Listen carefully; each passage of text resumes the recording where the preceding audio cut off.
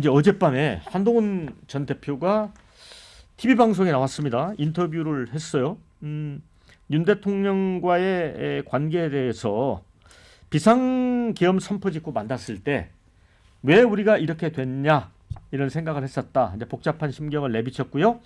그래도 윤 대통령에게 미안하게 생각한다. 지금 이렇게 된 상황이 고통스럽다고 했습니다. 그렇지만 아쉬운 점은 저 말고 더 많은 사람들이 직원과 충원을 해 문제를 바로 잡으려고 노력했어야 했다. 이렇게 밝혔습니다.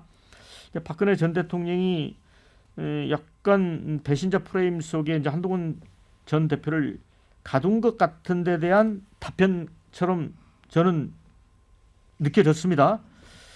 자, 그런데 이제 한동훈 대표의 발언이 저는 이 부분이 좀 특이하더라고요. 대통령 탄핵을 반대하기 위해 광장에 모인 시민들을 향해 대단히 미안하고 고맙다.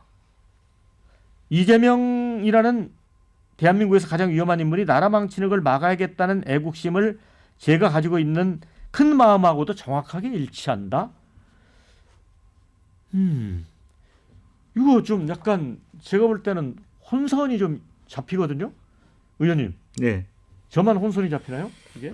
뭐 어쨌든 뭐 한편으로 보면 당 밖에 나갈 힘이 없다면 당 안에서 생존해야 되는 거잖아요.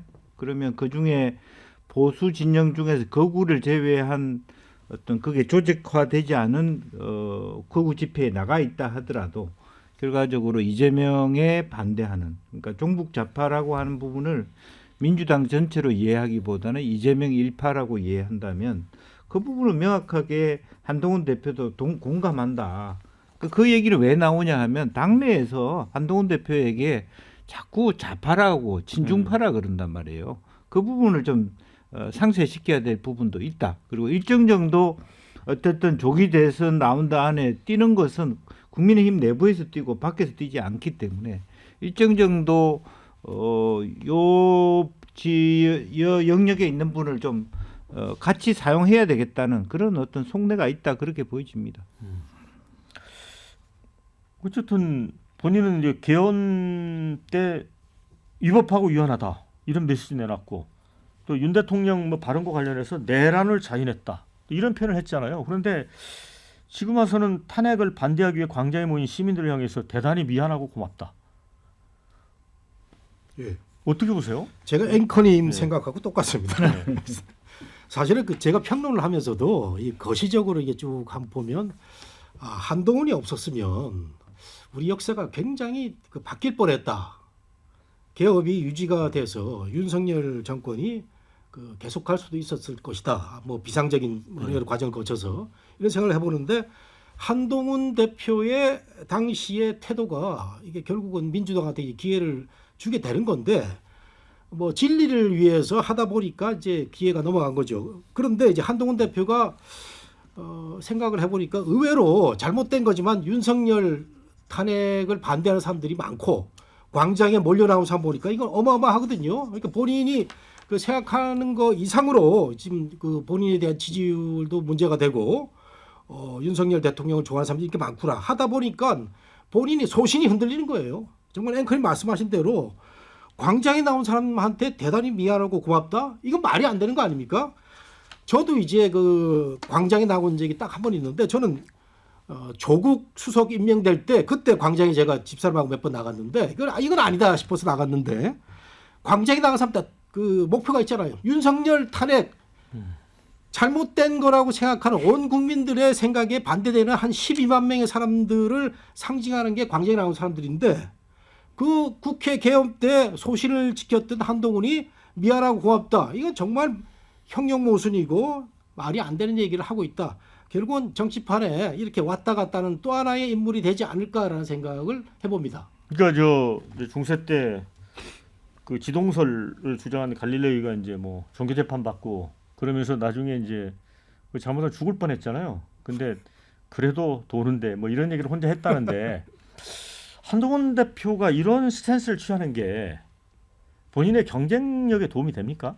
도움이 전혀 안 되죠. 그러니까 안 되는 쪽으로 가니까 지지율이 떨어지죠. 그리고 결국 아마 한동훈 대표는 이번 대선을 끝으로 아마 정치를 더 이어나가기 저는 매우 어려울 거다라는 생각이 듭니다. 뭐 자동 은퇴를 하게 될 것 같은데 일단 우선 첫 번째로 방송에 나와서 인터뷰를 하는데요. 대선 주자로 나가겠다는 사람이 윤석열에게 미안하다.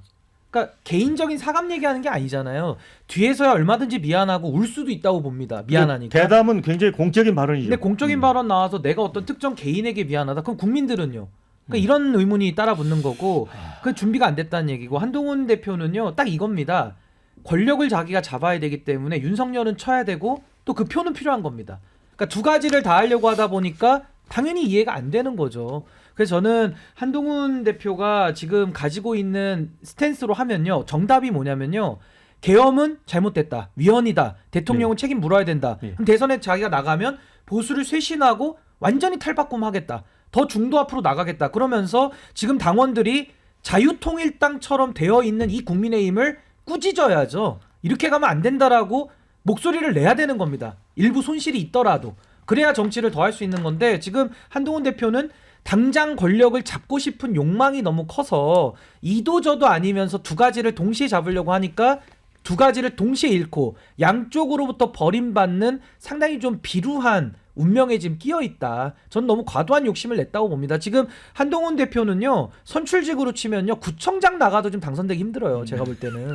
준비가 안 됐기 때문에 그렇습니다. 근데 구청장도 아니고 광역단체장도 아니고 대통령 하겠다는 사람이 이 정도의 빈곤한 철학과 내용을 가지고서 정치를 한다면은 아마 국민들이 저는 냉정하게 이번에 평가할 것이다. 전 그렇게 봅니다. 그러니까 이제 탄핵 반대를 위해 광장에 모인 시민들에게 이제 대단히 미안하고 고맙다고도 했고 그걸 이제 애국심이라는 걸로 연결을 시켜서 자기하고 똑같다 이재명을 막겠다는 이렇게 뭉치면 이재명 대표는 절대 이길 수 없다. 그러니까 오히려 지금 어찌 보면 이 강성 보수끼리 더 뭉치자는 주장처럼 보인단 말이죠. 그렇습니다. 예. 그러니까 정치 컨설턴트나 전략가들이 한동훈 대표의 정치적 입문 과정에서 뭐 비대위원장은 좀 뭐 뽑혀 들어갔다고 치자고요. 근데 이제 총선에 실패하고 당 대표 출마 너무 섣부르다. 근데 그것도 했습니다. 이번에 이제 대선도 준비가 안 돼 있고 여러 상황에서 안 될 것 같은데 또 나오고 그래서 뭐 우리가 이제 그 2000년 한교안 대표 시절을 보는데 그러고 나서 모두 보수 통합해가지고 하면 이긴다고 해서 이름도 미래통합당으로 바꾸고 했는데 완전 실패하고 한교안 전 대표 지금은 그냥 부정선거론 중에 그 선두로 이렇게 서 있지 않습니까? 그런 행태로 보일 것 같은 느낌이 드는데 흔히 저는 이제 인간을 세 종류로 나눕니다. 하나는 머리형이고 하나는 가슴형이고 또 하나는 배짱형인데 이게 누가 애가 맞고 들어오면 머리형은 너 왜 맞았어 이렇게 묻는 거고요. 가슴형은 아유 얼마나 맞았어 아프냐 이러고요. 배짱형은 어떤 놈이 때렸냐 이렇게 묻는 게 이제 다른데 한동훈 전 대표는 머리형으로 보여요. 그러니까 너무 계산적으로 하는 거예요. 그러니까 이게 윤석열 대통령과 본인의 관계도 계산적으로 이야기하다 보니까 미안하고 또 강장에 나온 사람 표는 얻어야 되겠고 그러니까 너무 계산에 밝아서 계산으로 따지는 그러니까 또 이런 것이 그 법률가적 어떤 마인드하고도 연결되어 있는 것 같습니다. 그러니까 유불리와 그에 따른 이점 이런 식으로 분석해서 좋은 것만 취하면 되는 것처럼 이렇게 생각하는 건데 지금 대선을 국민의힘에서 치르려면 강장의 힘이 필요할 거라고 생각돼서 이야기를 하는데 문제는 명분이 세고 그 명분에 있어서 일관된 그 길을 가야만이 그게 리더십으로 보이고 리더십은 결국 국민들이 볼 때 책임감으로 보이거든요. 근데 이런 식으로 왔다 갔다 해버리면 이도 저도 죽도 밥도 안 됩니다. 근데 네 분은 말씀은 이제 좀 계산이 앞서고 그렇다 보니까 철학이 부족하다 이렇게 좀 모아지는 것 같은데요. 저희 댓글 의견도 뭐 비슷합니다. 한동훈은 한결같았다. 비상계엄 윤석열의 맞선 죄밖에 없다. 이렇게 보시는 분도 있습니다. 깨끗한 정치를 해주실 분은 한동훈뿐이다. 이런 의견도 있고 영리한 답변 같은데 탄핵 반대파와 이재명을 막겠다는 점에서 마음을 같이 하는 부분이 있다고 한 거다. 이렇게 조금 편을 들어주신 분도 있습니다. 한동훈이 아무리 그런 식으로 말한다고 우파 민심이 자기에게 가겠나 이런 의견. 한동훈의 행보는 헛된 꿈이다. 본인이 꼭 확인해보고 싶다면 어쩔 수 없지만요. 이런 의견 주셨습니다. 한동훈은 지금 모순에 빠진 거다. 뭐 형용 모순이다. 이런 의견까지 주셨습니다. 자, 이제 오늘 오전에 이제 권성동 국민의힘 원내대표가 이재명 대표 선거법 재판 관련해서 여야 합의로 대법원의 6월 26일 이내 최종심 판결 촉구하는 국회 결의안을 채택하려고 민주당에 제안을 했습니다. 자, 이 부분은 어떻게 보세요? 교수님 짧게 한번 네 분 의견 들어보겠습니다. 예, 뭐 결국 민주당이 받겠습니까? 안 받죠? 그렇죠. 예. 네. 그리고 이게 계속 이제 정치가 이루어지지 않는 거죠. 민주당하고 국민의힘하고 계속 이재명 대표의 그 재판 물고 들어지고. 저는 그 정치가 항상 제가 법보다 위에 있다고 주장하는 사람인데 미국처럼 되는 과정이 낫지 않을까라고 생각하는데 그 대통령 유력한 사람한테 이 재판 또 물어서 온 나라가 4년 5년 혼란에 휩싸인다. 굉장히 걱정이 많이 됩니다. 의원님은 어떻게 보세요? 그래서 그래도 뭐 주진우 의원보다는 좀 여유 있게 줬네요. 올해도 가능하다라고 했는데 그거는 뭐 이재명 대표가 할 수 있는 권한도 아무것도 없고 주자마자 그 다음날 바로 무슨 수험생 원서 내듯이 수강 신청하듯이 그렇게 했을 때 올해도 가능하다. 그건 비현실적인 거고요. 이제 방금 이제 교수님 말씀이 있었습니다만은 이제 희망 사항인 거죠. 그리고 이제 그것에 대한 뭐 주도권은 오히려 헌재가 지고 있는 거 아닌가 저는 그렇게 보이죠. 네. 그런데 이제 이재명 대표가 지난주 한 방송에서 대통령 당선되면 형사 재판이 정지된다는 게 다수설이다 이런 주장을 이제 공개 토론에서 했었지 않습니까? 그렇다면 뭐 국회 결의안을 뭐 채택하자 이렇게 논란 벌이는 것보다 본인이 국민 앞에 그럼 내가 대통령 당선되더라도 재판 다 받겠다 이렇게 선언하는 건 어떻습니까?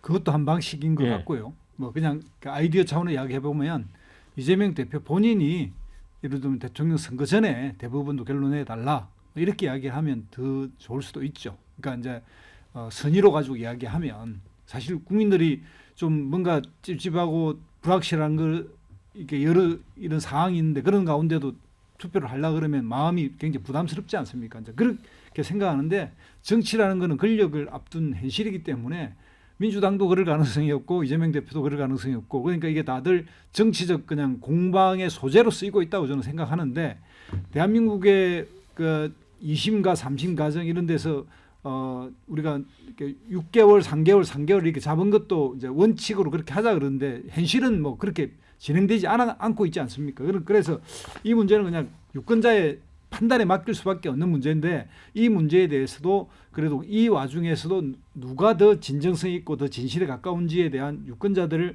해석과 판단을 기대할 수밖에 없다 이렇게 생각이 듭니다. 네.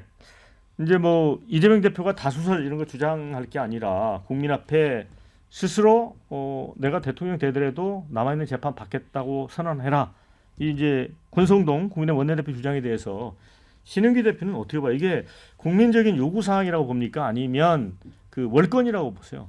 근데 저는 뭐 권성동 원내대표가 헌재도 압박하고 법원도 압박하고 이제는 완전히 국회의원들이 모든 헌법기관 위에 군림하려고 하는 아주 반헌법적인 태도를 지금 보이고 있어서 참 문제라고 생각하고요. 이 공직선거법 사안이 원래 정치는 말로 하는 거 아닙니까? 말로 해가지고 거짓말 있고 해가지고 낙선도 하는 거 아닙니까? 근데 낙선했는데 낙선자를 또 재판을 해가지고 앞으로 정치 못하게 만들겠다 이거 아닙니까? 근데 거기까지는 좋아요. 근데 지금까지도 국민의힘이 이렇게 정치 공세하는 걸 보면요, 이 재판은 정치 기소, 정치 재판화 된 겁니다. 그러니까 이거를요 이재명 대표를 키운 거에 파라는 거의 국민의힘이에요. 그러니까 저는 정치를 정치로 풀지 못해서 내란까지 왔는데 국민의힘 구성원들도 거의 윤석열 대통령과 사상은 거의 비슷하다. 그래서 저는 이런 식으로 해가지고는 결코 국민들이 용납할 수 없고요. 이재명 대표의 재판 3월 26일에 2심 선고 날 거고요. 아마 대선이 저는 그 전에 치러질 걸로 예상합니다. 그리고 아마 대법원은 대통령 당선이 뭐 되면은 아마 현실적으로는 재판을 하기가 매우 어려운 상황일 거고 이 공선법 사안만큼은 뭐 법리적으로 다툴 부분도 많이 있습니다만은 그걸 다 빼더라도 이건 좀 너무 과도하다. 전 이런 인식들이 아마 국민들 속에는 좀 자리 잡고 있는 거 아닌가. 그 중에 하나 가장 논거가 뭐냐면요. 윤석열 대통령이 거짓말을 너무 많이 했어요. 후보 시절에. 이제 와서 드러나는 거지만은요. 그래가지고 저는 그 같은 거짓말을 놓고 봤을 때 누가 더 비난 가능성이 높냐. 이런 고민들과 경중을 저는 국민들이 하고 계시다라는 생각이 듭니다. 네, 뭐 헌법상 이제 대통령이 그 불소추권과 관련된 거를 별개로 하더라도 신은기 대표의 말 중에서 이재명 대표 선거법 사건 이런 것들을 정치 사건으로 만든 건 국힘의 책임이 있다는 건 와 닿습니다, 교수님. 네. 그런데 진짜 선거법 재판에서 무죄가 나올 수 있잖아요.